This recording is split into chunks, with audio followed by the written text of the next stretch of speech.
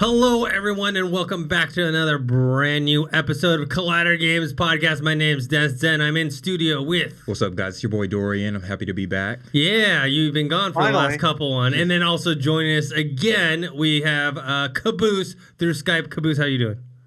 Good. I'm glad to be back as well. Yeah, Dorian's... I was MIA. It's been a few weeks. Because last week I was doing that the Venom stuff, and I don't know what happened. What was I doing the week before? I felt like I was you had to leave early to go somewhere. I was out of town, okay. But now I'm back, and then we're going to be on holiday break for a bit, but I'm glad to be back to wrap up the year. Yeah, because this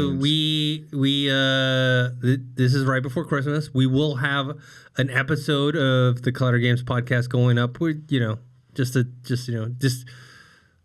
shatter the illusion. We will be shooting that today and posting it up next week. We are heading into Christmas time. A lot of, the holidays are always a good time for video games. So we'll be covering our top 5 favorite games of the year in that episode. But let's get started with this one. Right out the gate, we have the November game sales report that came out, and it had Red Dead Redemption 2 beating out Call of Duty Black Ops 4 for the month of November. If you remember, both games came out in October. Call of Duty Black Ops won that month, also due to the fact that it came out, I think, 2 weeks before Red Dead 2. But so for the month of November, Red Dead has taken that spot. It's doing much better. They said nearly 40% better than Red Dead 1. The original sold 14 million copies in 2015. Mm-hmm. It was only 2015 for some reason. Oh, by 2015. I was going to say, It did not come out in 2015. I was like, that game's way older than that. By 2015, 14 million copies. So they're projecting this to make 20 million. Battlefield 5 came in third place. Battlefield 5 has kind of gone under the radar this year. Yeah. Fallout 76 in fourth place, and then we have both the Pokemon Go game, Let's Go games, and 3 sports titles: NBA 2K19 and Madden NFL 19 and FIFA 19, with also Spyro at number 9. Caboose, let's start off with you. What do you think about these numbers? It's not surprising, is it, right?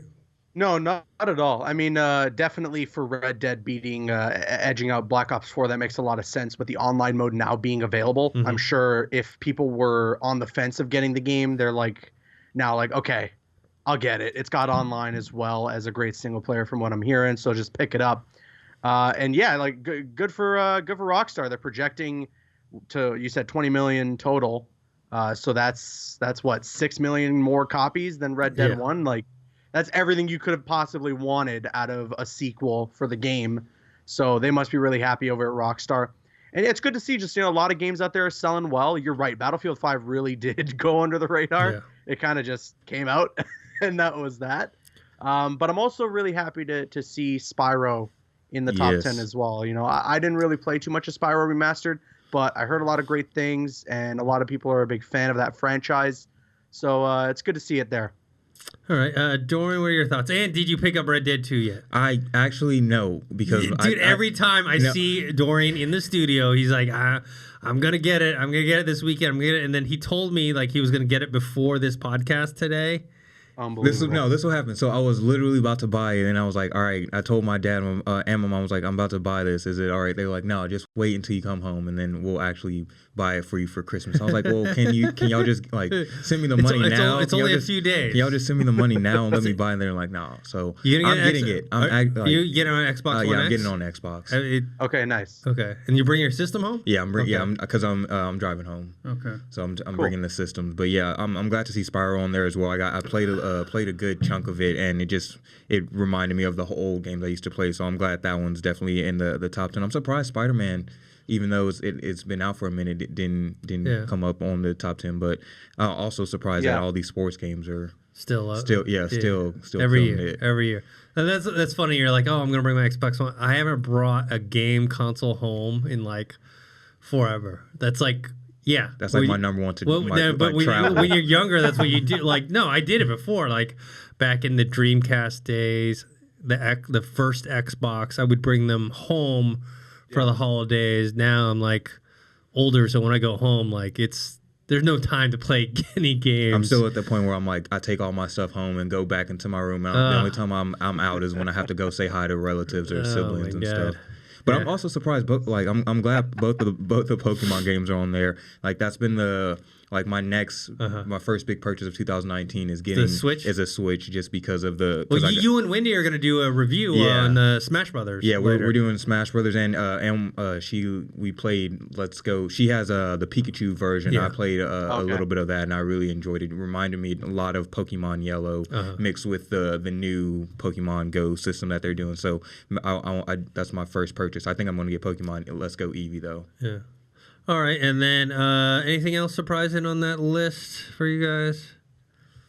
No. No. Yeah, it sounds about right. I assume Smash Brothers is going to pop up on this list for December. All right, let's talk about. This is kind of our main topic of the day. Well, yeah, main topic, but the Spider-Man, the final DLC, this isn't the main topic, but it's related to it. The final DLC, Silver Linings, came out. You guys reviewed it, right? Yeah, Caboose reviewed it? Yeah, reviewed it. I'm like 90.5. Like I think I have like one last thing with Silver to do, but I'm pretty much done with it as well. Yeah, and then he dropped also how to unlock the suits as well. Yeah, so if you guys have time, check those out on the Collider Games YouTube channel. Maybe just go give both of you guys' brief thoughts on overview, not too detailed. For me, this is probably my favorite of the DLC we've had thus far. What about you, Caboose? I still think I like the heist the most just because I like the chemistry between Black Cat and Spider-Man. But this is definitely a huge improvement from Turf Wars, the second DLC. And it's a good kind of like send-off for the game. A good little goodbye for now until I'm assuming we get a sequel down the line. Yeah, and we got, and I told you last time they were teasing more miles. They gave us more miles, but we didn't get to play it. Yes. We didn't get to play it as them, but they keep. Maybe that's the next game. Maybe that's the next 100%, game. 100%. And it's just perfect timing too. We got like they did market it so well. We got Into the Spider-Verse, and then you're throwing us some more Miles love in the game. So if you're a PS4 game, you get both love from the theaters and you in the game. You get enough of Miles. So I'm glad about that. Yeah.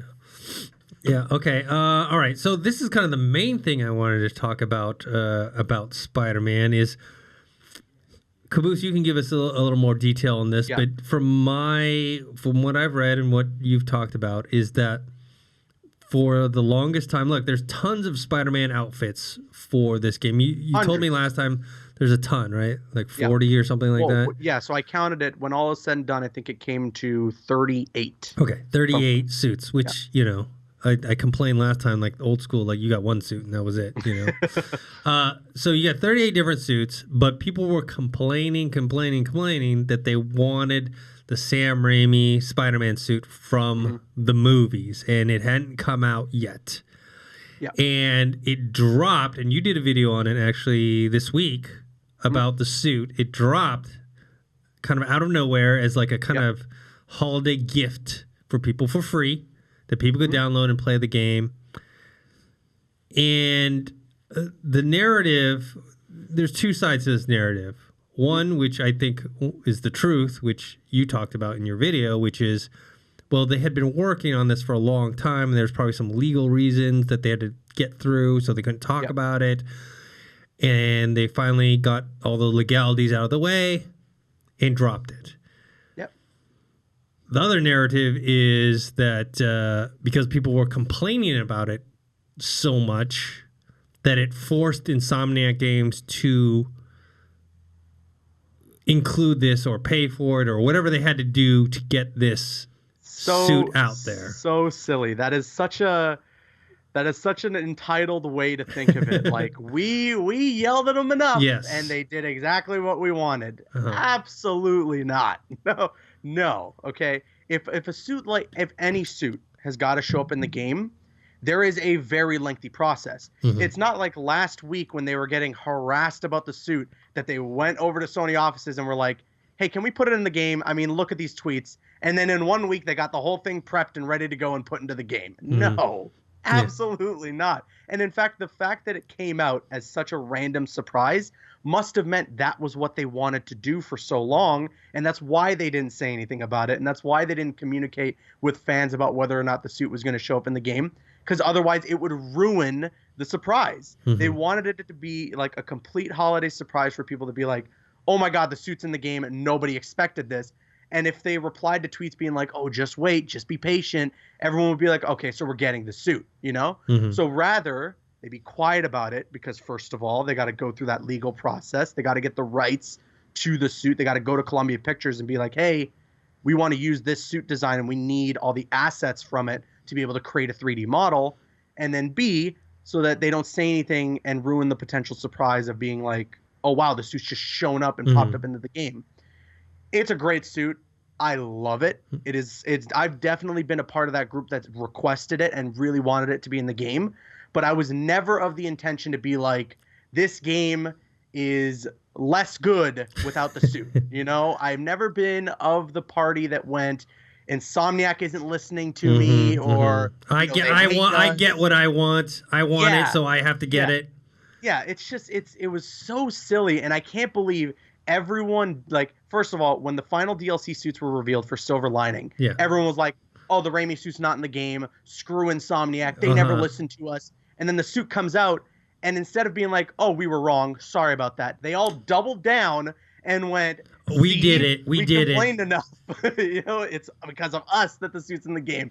That is the funniest thing I've ever seen in my entire life, the fact that people genuinely think they have that much pull. Granted, maybe before the game came out, all those requests that came in convinced Insomniac to be like, let's pursue this.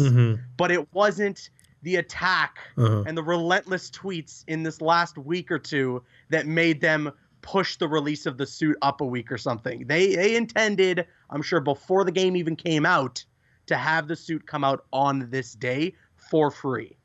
Dorian, did you hear anything about this stuff? Yeah, and to your point, Caboose, like when I woke up that morning, because we had to wake up early just for Silver Lining, that surprise, like that tweet that was like, and here's a surprise, guys, here's the suit you've been asking for, but that genuinely surprised me. And I was like, all right, let's make moves. So as soon as I got the update, like it was fantastic. It blew my mind, and I wasn't one of those trolls like gimme.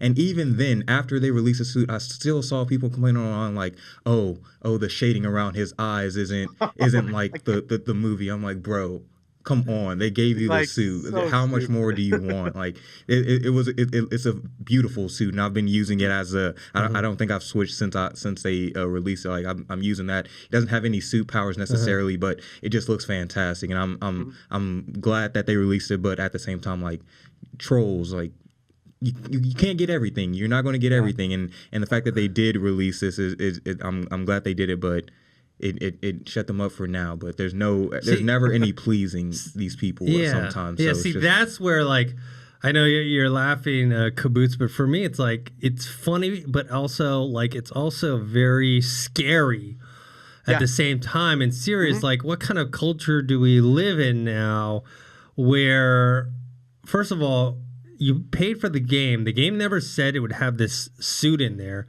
Never. It never. So you're not owed anything, okay? And you mentioned earlier the sense of entitlement. You're not owed anything. The game, if the game said that it was going to have this suit and it didn't have it, yes, you can complain. You have a right to complain. Never did they ever advertise or market that this suit was in there.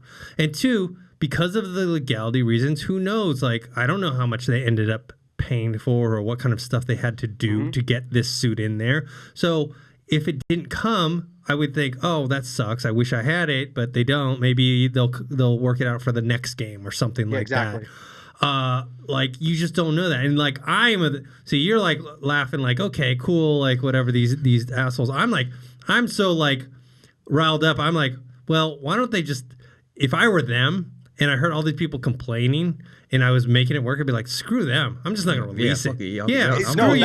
Screw you. That's what I was saying too. In the video that I put out announcing that it was out, I felt like I said, and I mentioned, like, it feels like we don't deserve it. You know, it feels, after all the relentless attacks, I don't understand anybody who would in their right mind go to Insomniac and be like, oh, screw you guys, you just only made this really awesome Spider-Man game with a fantastic story, 28 suits in the base game that you don't have to pay for, and a bunch of DLC extra content that has 9 more DLC suits, like screw you guys that you didn't include one single suit in all of that great content that is like 40 plus hours of gameplay that you can have fun with.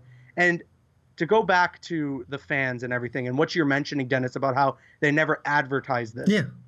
So a lot of people on Twitter like to come back at me and say, well, the community director posted this photo before the game came out and it was on a rooftop and he was at this party, right, for a bunch of Spider-Man PS4. And I guess they had like a spotlight and the spotlight was projecting a Spidey symbol. And the symbol was the one from the Raimi films. So everyone assumed big effing deal. Oh my God, it's confirmed. The symbol or that symbol is from the Raimi films. The Spidey suit's going to be in the game. He himself, like a couple days later, was like, "You guys are looking too far into it. I wasn't trying to tease anything." And still, until the day that those final 3 DLC suits were revealed for Silver Lining, people were hanging that over his head, like, "Yeah, but you teased it all those months ago." God. Even though he himself followed up on that tweet and went, "No, you guys are looking too far in."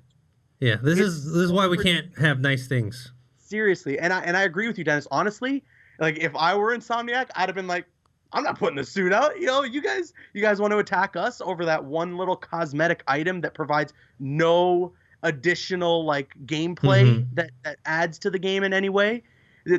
Screw it. We won't pursue this." But like, good for them for still being like, listen, this is what we had planned. And I'm sure there are plenty of people out there who all they did was simply request it and that's it. Yeah, requesting is fine. I have no issue with like, for sure. Hey, I wish this game had this. I wish, this feature happened. I wish this, but it wasn't, or you could say, I wish this game was better I'm not saying Spider-Man specifically. I'm just saying in general. To any game, you can criticize. There's nothing wrong with that. Or you could, I wish the suit was in there. It would have been cool. They should have teased people it. did criticize too. Like there was a lot going on in the development of Spider-Man PS4 where people were voicing their objections, and Insomniac was listening. During the demo for E3, there was some stiffness in the animation with the diving and the swinging, and people were like, "Hey, this is something we're not really feeling." And they came out and they were like, "You're right. We're gonna work on this. We're gonna polish up that animation. We're gonna fix that up." People were also saying, maybe we want to get some rain in the game, something like that. There's sections in the game where it's raining and that's a different weather. Although I don't know necessarily if that was, reacting to the fan requests or if that was just something planned for the story of the game. But there's a lot that they communicated. They just couldn't with this specific suit for multiple reasons. And if it didn't end up in the game, I don't know why the logical response to that is, oh, well, they just couldn't get the rights to it. Why would it be Insomniac's, why would they take the blame when they don't own the IP? They don't own Spider-Man. They can't just go to Sony and be like, "We want this suit," and you have nothing to say about that. So it's happening.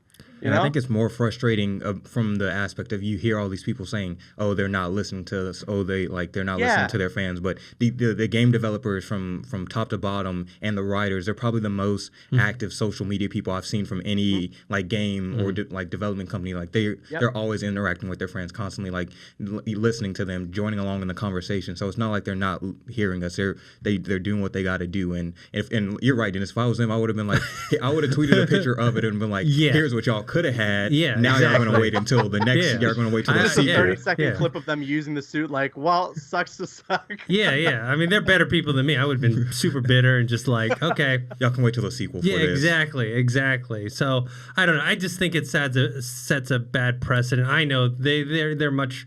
Much cordial than I would be like, well, if you guys are complaining, and if I release it and you think that your complaining is the reason why we did it and that you guys won or whatever the hell you think you did, I would be like, screw that. The unfortunate dark cloud over this now is when the next Spider-Man game comes out, all these people who double down think that they can just do the same thing again because the suit ended up being in the game. They think they can just go run at Insomniac's head office with pitchforks and get whatever they want. And that's going to be the unfortunate thing when a second game does come out, that Insomniac is probably going to get attacked for one thing or the other. But you know what? I've seen a lot of positive tweets come in. I got to give a huge shout out to Greg Miller over at Kind of Funny. He put out a whole thread of tweets being extremely positive about it and giving a full explanation of how everything works and the way everything went down. And he gave a lot of praise to Insomniac, which I also want to reiterate and to emphasize is that, again, they put out a great game, one of the best games of the year, the best Spider-Man game ever, in my opinion. It had a ton of content right at launch for you to mess around and have fun with. There was no microtransactions in this game when there easily could have been. Yeah, you know, for the buying suits. and For the suits, you could have charged for the suits. Yep. They came out with 3 DLCs that may not have been the best, but didn't cost too much and came with 9 additional suits in there as well. And gameplay. It's And- not just and the more gameplay. gameplay. Yeah, it's not just the costumes. And then they still put out that Raimi suit. So I got to give a huge shout out to them because they made a fantastic game. Raimi suit or no Raimi suit, they put out a good product, and I can't wait to hopefully see them do the second Spider-Man game, a sequel. Yeah. All right. I think that's it for that topic. I hope I hope most of the people who are listening to this understand. I hope you aren't part of the attackers. The attackers, and think that you won. Speaking of, I was going to mention this before we actually started. Was we gave away that Xbox One X Incredibles last week. I think what was the Twitter guys? Shawshank Stank. Yeah, it's like Shawshank Redemption, but Stank. Yeah, he won. I noticed that there was a tweet someone had posted, like to the Collider Gaming tweet, like, oh, was this some sort of fake giveaway? Yeah. We never gave it out. Oh, this is I've been paying attention to the whatever for every day. I'm like, well, obviously you didn't listen to the podcast because we talked about it on the podcast. Like, yeah. Literally, yeah. I just responded. I was like, you weren't like we announced his name, said his name and everything on the podcast. And so basically you're just a Twitter lurker or whatever. You're not actually listening and watching our content. So, anyways. All right, let's move on to the next topic. Fallout 76 to get a no restrictions PvP mode. This is something that interesting. We've been talking about. I think on a previous episode, you and me, Caboose, where we're talking about like they have to do this because there just seems to be So it's not going to be the regular mode. It's going to be a new mode that you opt into. So if you still want that kind of like restrictions where people can't fight you unless you want to fight with them, et cetera mode, that's still there. But this is a whole new mode where like there's no like, hey, do you want to fight? Let's fight or type of. This is like, okay, if someone sees you, they can kill you and you can kill them. Yeah. We assumed that this was going to happen. I mean, it's a step in the right direction. What do you think, Caboose? Yeah, no, this just adds on to what I've been saying about Fallout 76, where over time, this probably will be a pretty good game. You know, it's just, it might be a little too late kind of situation, but I'm happy that they are still listening and they are trying to make improvements. This no PvP restrictions sounds fun, and that's kind of what I would have hoped to have been available at the start, you know, because, I mean, in all honesty, I don't mind just playing Fallout 76 and playing it casually, not being under the fear of someone popping out of nowhere, killing me and taking my stuff. But if I was feeling a little risky, maybe if I had some really good gear, if I was really high level, I would jump into this mode because it feels fun, you know, to be like on your toes, on the edge of your seat. And if you take someone else out, you get their stuff. So it's cool. I'm excited about that. Yeah, I also think it lends to, I guess, you know, quote unquote, the realism of being in a post-apocalyptic world. Because if you're in like this MMO style world and you see another person, there's no rule that's like, okay, that person can't attack you or you can't attack them. It's like, I guess, more realistic in that sense. Like, okay, that just adds to more of the, hey, you know, I got to make sure that I got a posse with me, you know, or, you know what I mean? Like, it's very interesting. I think it's a step in the right direction. I just, like you said, Is it a big enough step for like somebody like me that's been on the outside, hesitant to buy it? Do you think this is not yet? Not yet. This isn't the deal breaker. Okay. This is probably more for, like I was saying, the hardcore people who are a little more high level and stuff, and have good gear to jump into this. Mm-hmm. Because I'm assuming, if you go in there and you're like level 5, you don't have the good stuff, you're gonna get destroyed. Yeah. So, but it is cool. But I don't think it's a deal breaker. Yeah. I think it's one of those things where it's it's one of those games. I think gradually through time it'll eventually become a good game, but you won't know when that. There's no probably like a set moment. That once they add X, all the pieces. It's I think all the pieces that need to come together. But there's something in the right direction. All right. Next topic. Halo Infinite and all future Halo games will have 4-player split screen. Why is that important? Because that is how Halo was built. Exactly. Halo was the reason it became so popular was because you had the split screen co-op mode for the campaign, and then it was all about the 4-player split screen battle, like either doing 2 versus 2, free for all, or getting 2 Xboxes together and doing your own like mini LAN party, and you go 4-on-4. So obviously, with the advent of online and Xbox Live and all the online gaming stuff, it's not as needed as it was before. But I think it's still something that's fun because if a friend is over, you can just be like, hey, let's play some Halo split screen. What do you think about this, Caboose? Yeah, I'm really happy about this. 343 has been saying this for a little while. They've been kind of hinting it and saying, yeah, we'll do split screen for the next one. Sorry about that. I don't know whose decision it was to remove that from Halo 5.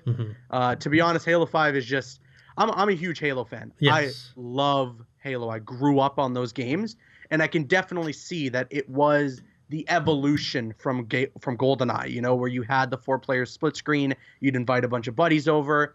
That's what I would do. That's what my brother and he would invite his friends. We had the whole setup in the basement, and we would play all night, 4-player split screen. It was so much fun, and I don't know why they would decide to remove that. So I'm glad it's coming back. I'm glad that is something that will never go away.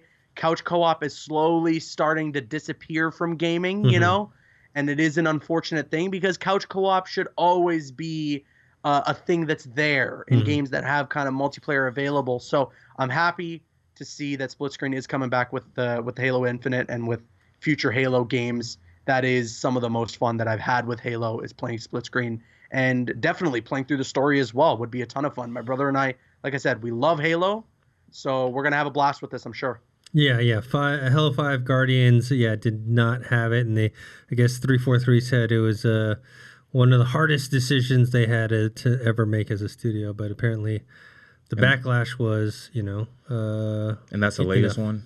Halo 5 Guardians is the latest. Because I downloaded like literally all of them on Game Pass. That's one of my top things I'm aiming for during this break. So it's a lot of fun. Halo's a cool world. I like the characters. I like the world building. Yep. It's just a fun game. The thing I remember, Halo was like the thing that sold me on an Xbox. I bought the first Xbox purely because they had Halo and through split screen, But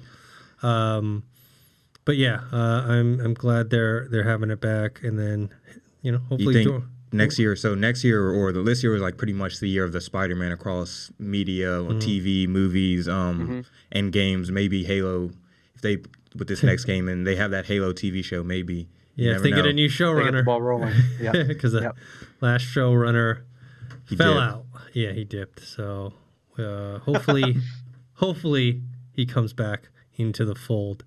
All right. The last topic we have before we get into Twitter questions. Walking Dead, the final season, is going to be exclusive on the Epic Games Store. That's quite interesting. So it's not coming to console? Let me double check. Well, I know they are saying that, look, if you had bought like a season pass type of thing, you'd be able to get it still. So yeah. This one, what is final season? Epic game. That is really interesting. I am happy though that it's coming to the Epic Game Store. I've heard a lot about the Epic Game Store, and it sounds like it's a really great business model, and it's something really well put together from Epic Games. Mm-hmm. You know, it's pretty much what Steam is. Yeah. But I think a lot more revenue is given to the creators or the developers, from what I understand. So yeah, that's pretty cool. I wonder if it's still coming to console, because that would be pretty unfortunate if it doesn't. Yeah, the game is still coming to consoles. Okay, but I cool. guess this is for the PC launch. For the PC launch. Yeah. They can get it through there. And cool. yeah, I personally haven't gotten the Epic Games Store yet. Mm-hmm. Yeah, I do. You know, I usually for PC games, yeah, I'll buy on Steam. Yeah. All right. Yeah. So it's it's interesting that they decided to go that route. Mm-hmm. This is a game that we didn't know was going to happen. Was going to happen with what happened with Telltale. Yeah. And but Skybound, Robert Kirkman's company picked it up because they knew that a lot of people love the series and are attached to the stories and the characters, and they wanted to see it play all the way through. I wish someone would do that with the Wolf Among Us. Yeah. I mean, especially because they were building it and they have part of it done. So, yeah. But I guess it was a business model that didn't totally pan out. The Wolf Among Us, I'm sure the license for that wasn't that expensive.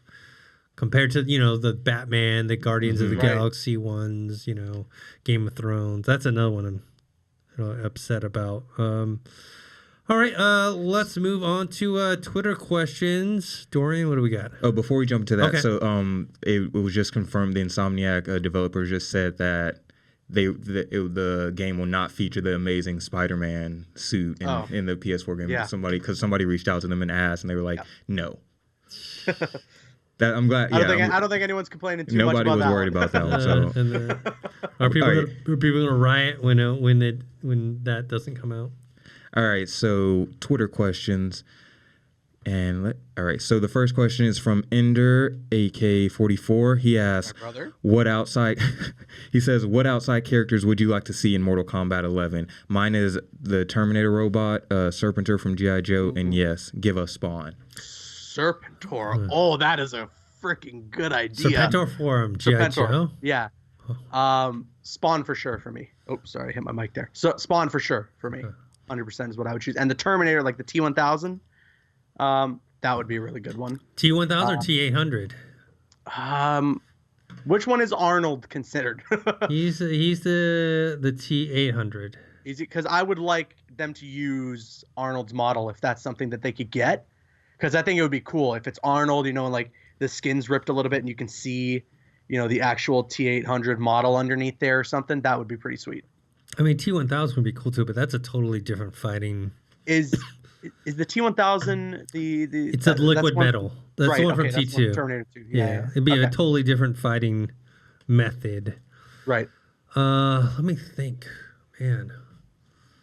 Who would be good in there? I'm trying to think outside of like any kind of comic book. Or, I know a lot of people are recommending like Michael Myers. Yeah. Or what is it? The one from Hellraiser. What's the name? Pinhead. Pinhead. Pennywise from It. Ooh, that would be a good one. Because they've used a lot of horror characters. Especially they went all out with the horror characters in Mortal Kombat X. They had Predator, Alien, Leatherface, and Jason, and then they've already used Freddy Krueger in Mortal Kombat 9.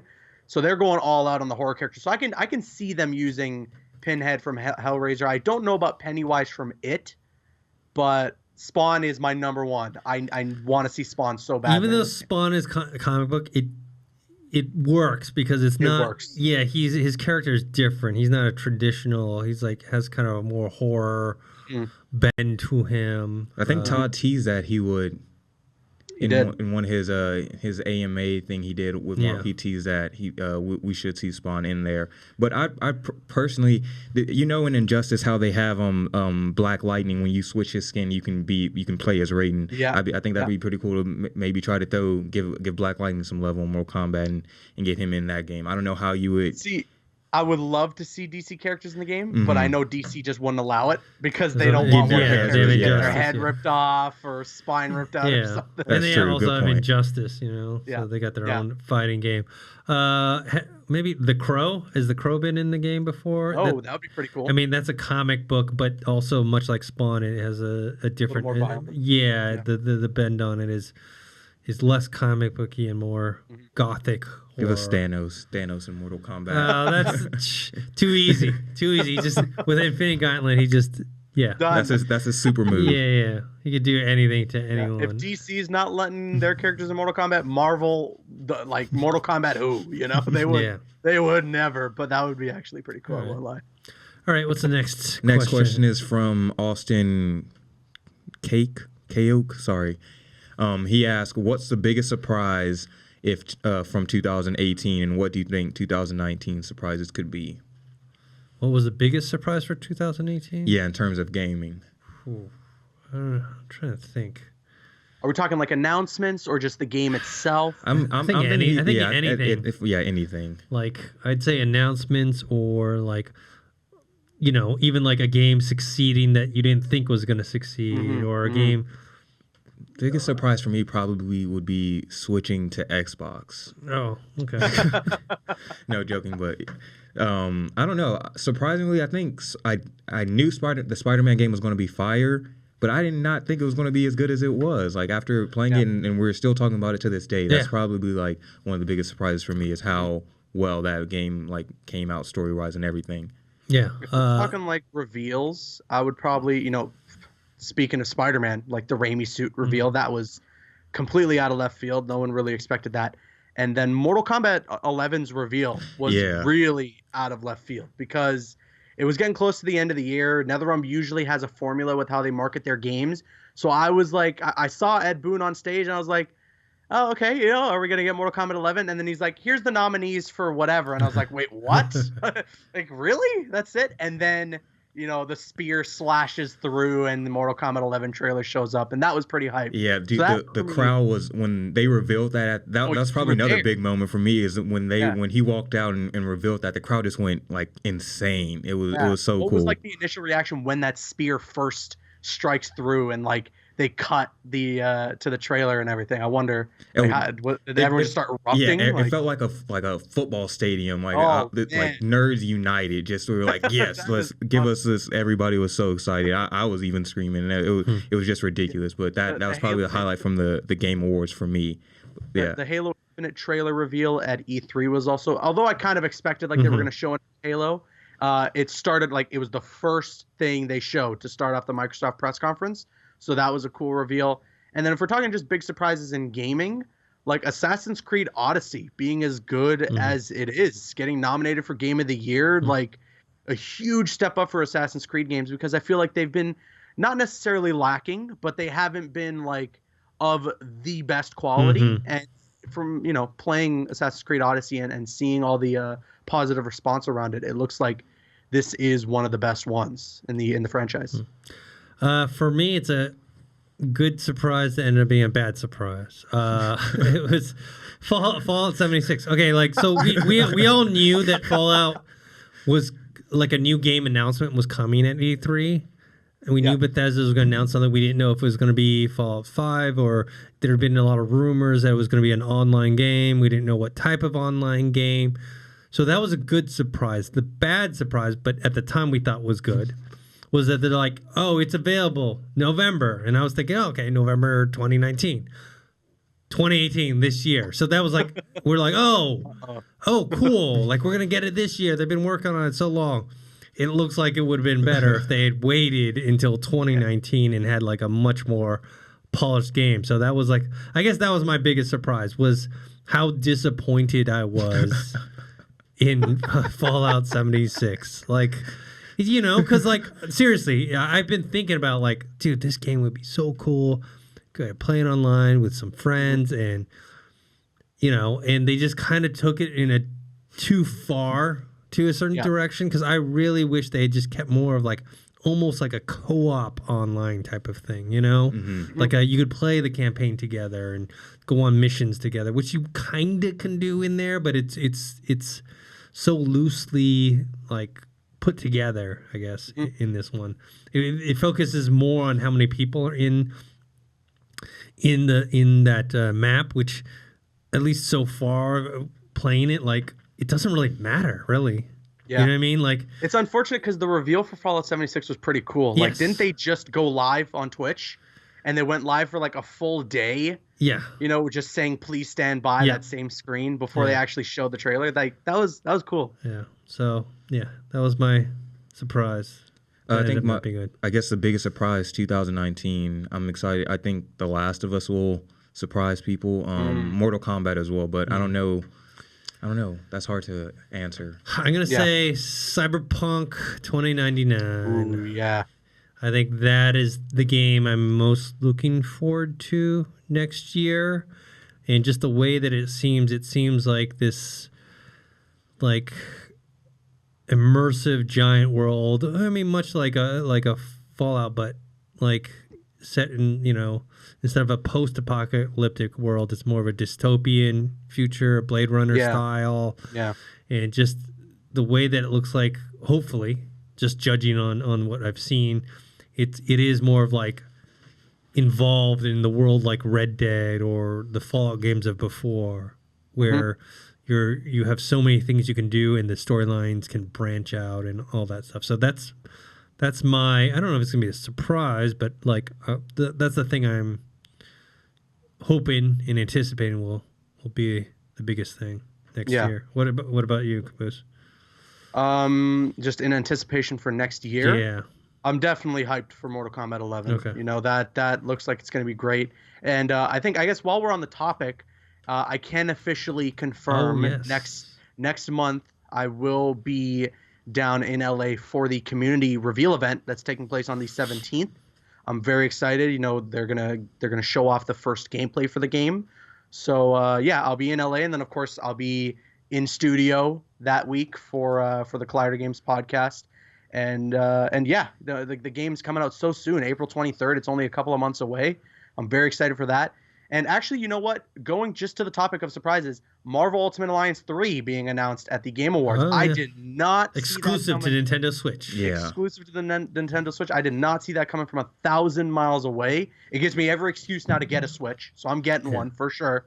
And that's coming out in 2019 as well, so I'm looking forward to it. Yeah. To be fair, they actually haven't set the date for Cyberpunk 2099.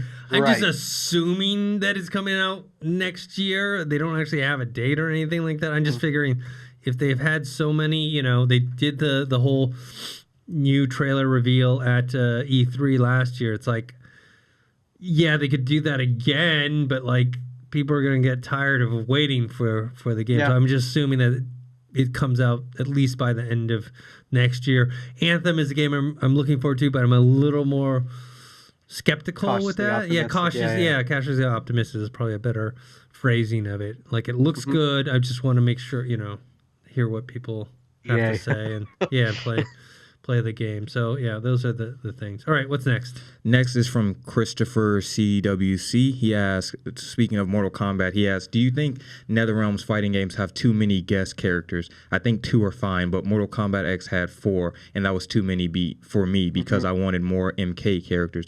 Do you think MK will have that many? Hashtag Collider Games. What do you think, Caboose? I think that it sells well. So that's probably why they do a lot of it. It was definitely an excessive amount in MKX. Like, we could have done without Leatherface, you know. She's just like, it's cool, but I could have definitely done without it. Predator and Alien, like the other ones I could see. Jason, for sure, I saw coming. They did Freddy Krueger in Mortal Kombat 9. Freddy and Jason, some of the most iconic characters in horror films. I totally expected Freddy would be in there. Predator and Alien, I think, are just really cool that they added in there. You know, you could live out your very own Predator versus Alien in Mortal Kombat X, which is awesome. But yeah, like there is a bit of an excessive amount, and especially Injustice 2 had quite a bit of them as well. What I don't like about the guest characters in Injustice 2 is the fact that there are 2 Mortal Kombat characters. You know, we also get Hellboy, we also get the Ninja Turtles, and I like those because we've never seen them in like a fighting game environment. This is brand new, you know, especially with Hellboy.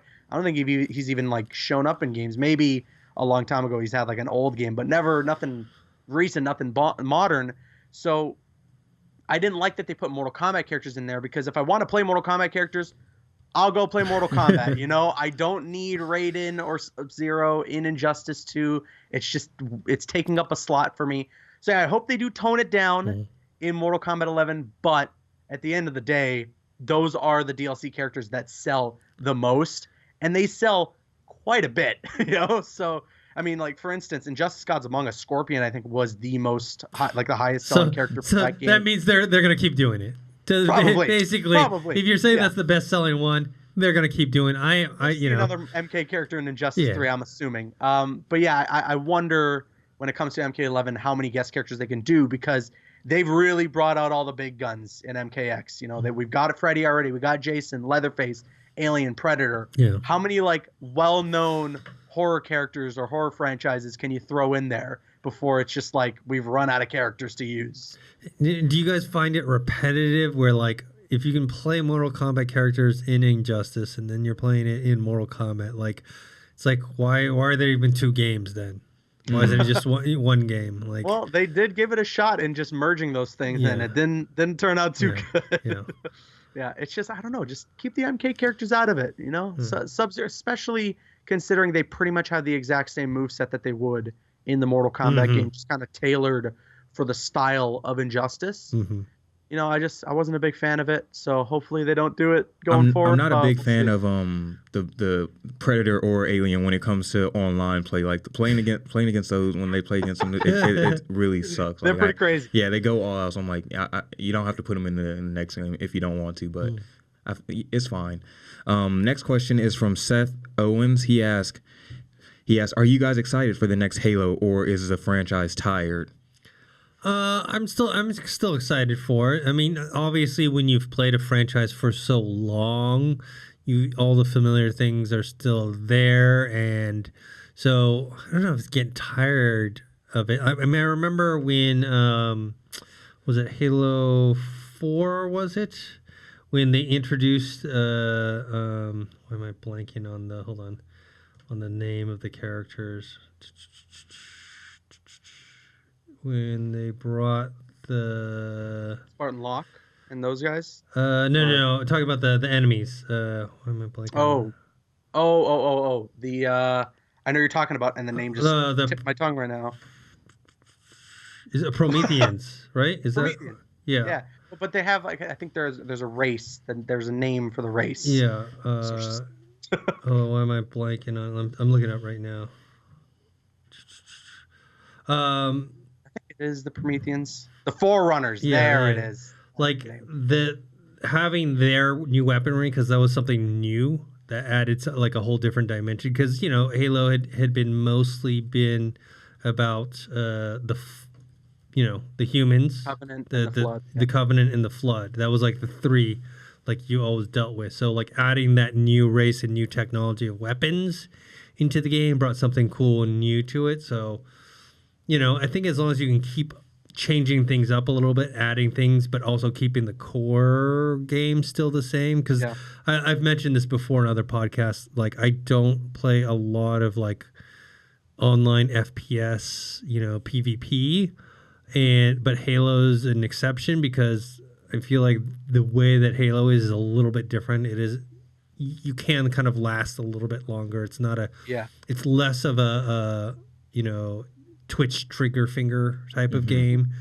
You can survive getting hit, and as long as it's not like a sniper rifle to the head, you're okay. You can run around and stuff like that. So I'm still excited for it. Yeah, I don't think the franchise is tired. I mean, we just came off the heels of talking about the 11th Mortal Kombat game, So yeah, I don't think the franchise is tired. I just think that with Halo 4 and Halo 5 and 343 taking control of this franchise after Bungie had left it in their hands, they didn't do the best of jobs with both of those games.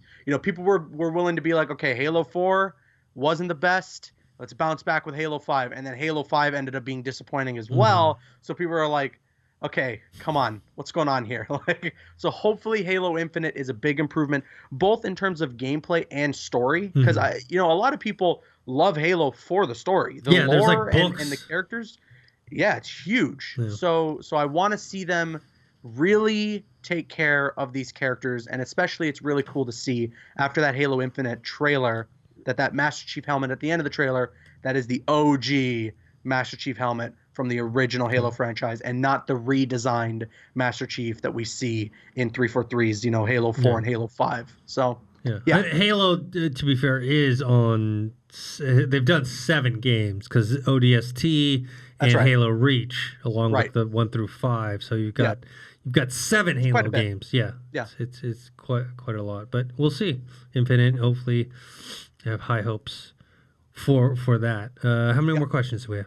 We have a couple more, but I can pick one more. Yeah, let's pick one more. All right. If you, Blade GTR asks, if you could reboot/remake any game from your childhood, what would it be? Mine would be a game called Flashback: The Quest for Identity.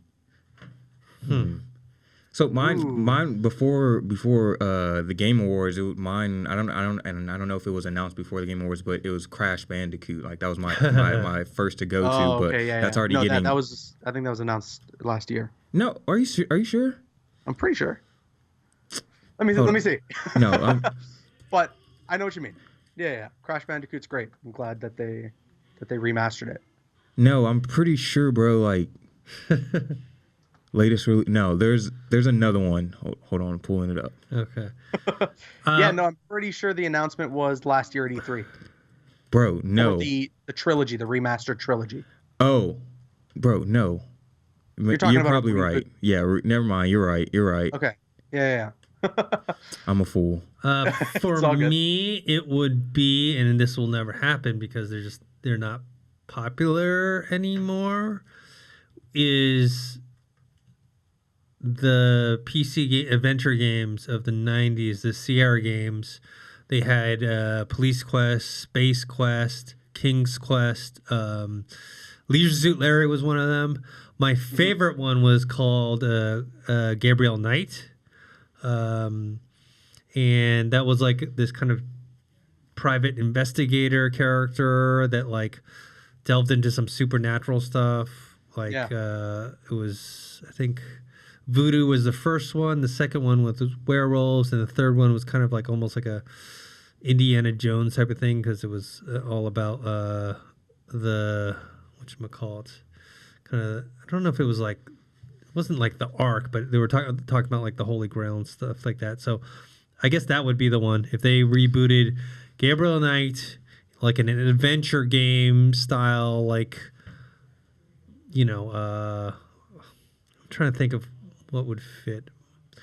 I mean, I want to say like a third-person perspective, like a Tomb Raider, but maybe less action-oriented and more story and gameplay, dialogue-driven.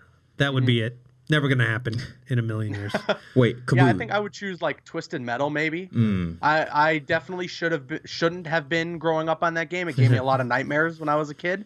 But I think that's a cool game, and the characters are cool, and I feel like they could definitely find a fun way to modernize it.